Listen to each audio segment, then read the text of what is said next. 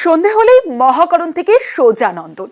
বুদ্ধদেব ভট্টাচার্যের রুটিন ছিল, তার প্রিয় জায়গা ছিল নন্দন। নন্দনের 205 নম্বর ঘরে বসতেন।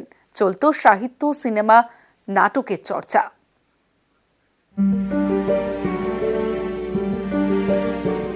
নন্দনের 205 নম্বর ঘর। একসময় প্রতিদিন এই ঘরে এসে বসতেন বুদ্ধদেব ভট্টাচার্য। তারপর ডুব দিতেন সাহিত্য, সিনেমা, নাটকে। বুদ্ধদেব ভট্টাচার্য পশ্চিমবঙ্গের মুখ্যমন্ত্রী থাকাকালীন অবসর সময়ে নন্দনে আসতেন। নন্দন তার বড় প্রিয় জায়গা ছিল। রুম নাম্বার 205, এখনো রুম নাম্বার জলজল করছে। এই রুমেই বুদ্ধদেব ভট্টাচার্য তিনি বসতেন। তার সঙ্গে সেই সময় কবি, সাহিত্যিক, বুদ্ধিজীবী তারা দীর্ঘক্ষণ গল্প করতেন, আড্ডা দিতেন। একজন সংস্কৃতিবান মানুষ, একজন মানবিক মানুষ, তো সেই জন্যই তার প্রয়াণে আজকে এই এত জনসমারোহ। সংস্কৃতি অনুষ্ঠান সবসময় গানের কথা, কোথায় কি গান হচ্ছে। কবিতান প্রকাশের যে দিন 8/8 সেটা ছিল 2006, মানে ওটাও 8।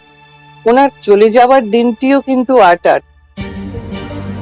1995 সাল থেকে নন্দনে আন্তর্জাতিক ফিল্ম ফেস্টিভ্যাল শুরু হয়।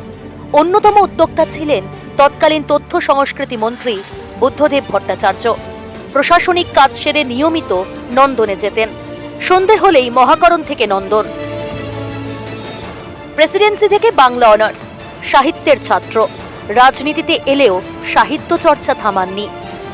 শিল্প সাহিত্য নিয়ে পড়াশোনা, চর্চা সবই চলত এই নন্দনে। এই রুমটাই ছিল বুদ্ধদেব ভট্টাচার্যের কাছে তার আড্ডার জায়গা, তার সময় কাটানোর জায়গা, এবং এখানে বসে তিনি দীর্ঘদিন প্রচুর আলোচনা করেছেন। 1995 সাল থেকে যে film festival, international film festival হয়, তার পুরোটা জুড়েই বুদ্ধদেব ভট্টাচার্য ছিলেন। কখনো ক্যাবিনেট মিনিস্টার হিসেবে ছিলেন, কখনো মুখ্যমন্ত্রী হিসেবে তিনি দায়িত্ব সামলেছেন। এখনো এদিক ওদিক ছড়িয়ে ছিটিয়ে রয়েছে বুদ্ধদেব ভট্টাচার্যের তৎকালীন মুখ্যমন্ত্রীর বিভিন্ন পোস্টার, বিভিন্ন ছবি।